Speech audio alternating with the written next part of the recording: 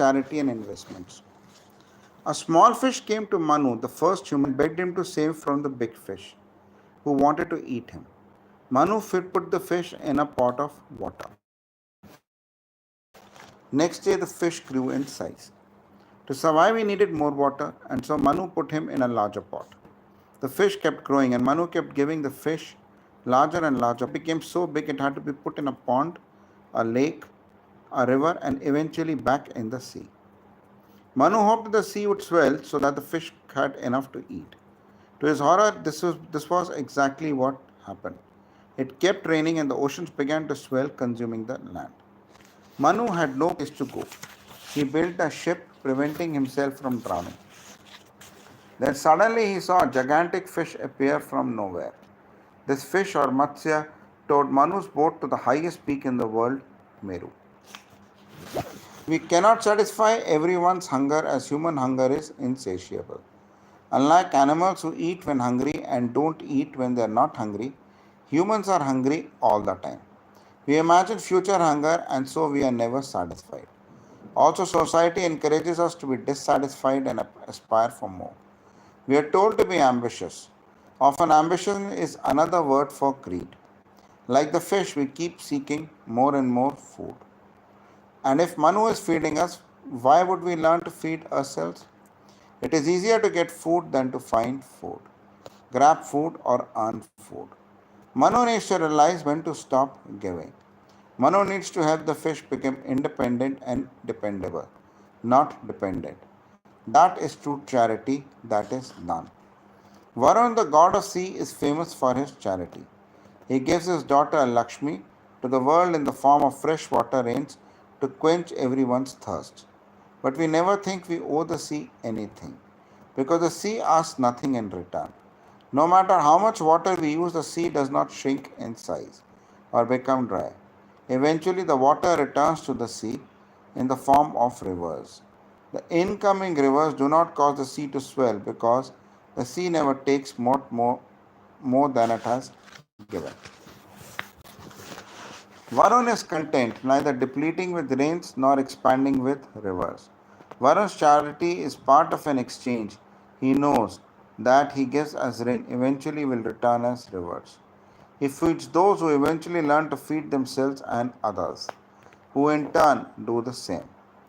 Until eventually all food returns to him.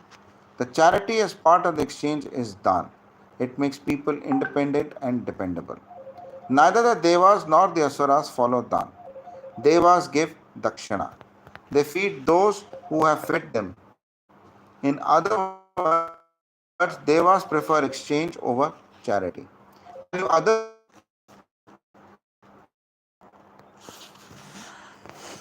thus there is reciprocatory. Asuras give bhiksha. They feed without anything in exchange. They prefer charity and welfare over exchange. Asuras make the hungry dependent on them and indebted to them. Bali the Asura rejected Yagna because he saw how the Devas had tricked the Asuras of the share during the churning of the ocean of milk. Since the Devas did not give Asuras the promised share, Bali decided to take everything that the Devas had by force. He attacked Swarga, drove Indra out, and Lakshmi for himself. Now everyone with any aspirations or obligation had to come to Bali, as all wealth was with him. Bali gave wealth freely. As a ruler of the realms above and below the earth, he declared that he would satisfy everyone's desires. Everyone who came to him got whatever they wanted. And so everyone was happy with this rule. Everyone forgot Indra. Indra had a brother called Vishnu. It was he who had taken the form of the fish to teach Manu about the dangers of charity without exchange. He took the form of a dwarf or woman to teach Bali the same lesson. He approached Bali and asked for 3 paces of land, meaning land that he could cover in 3 steps. Looking at his size, Bali concluded this would amount to very little land. Sure, you don't want more, he asked. Vaman said no. Vaman said, will I be in your debt if you give me land? Bali said no, for he believed in charity and welfare, not exchange.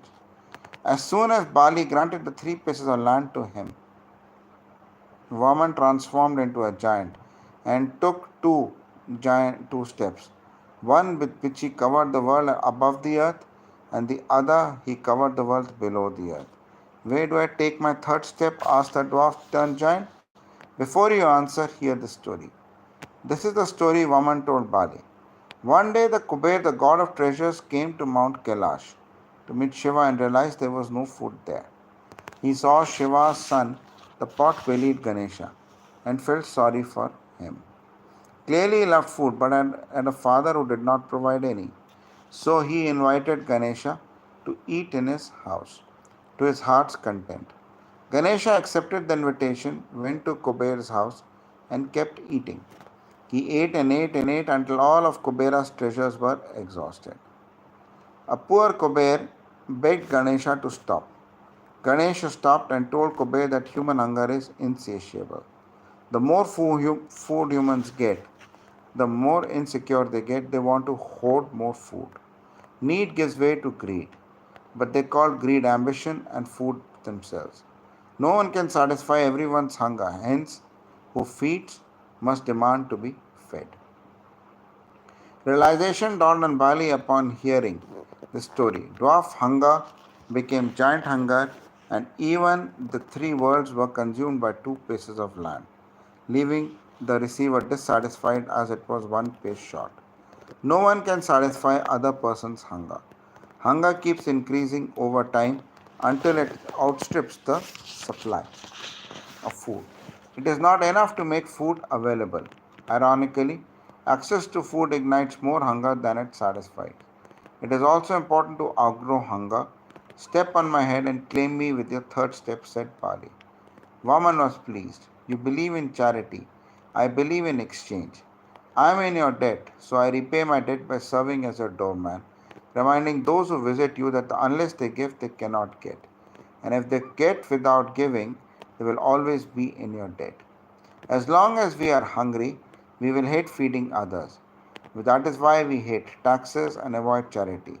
Unless there is contentment, taxes will never be paid joyfully, and charity will never be done voluntarily. In the absence of contentment, taxes are forced using ideas like social justice and charity and demanded using charity. I'll have to just stop it here because this thing, I'll read it later.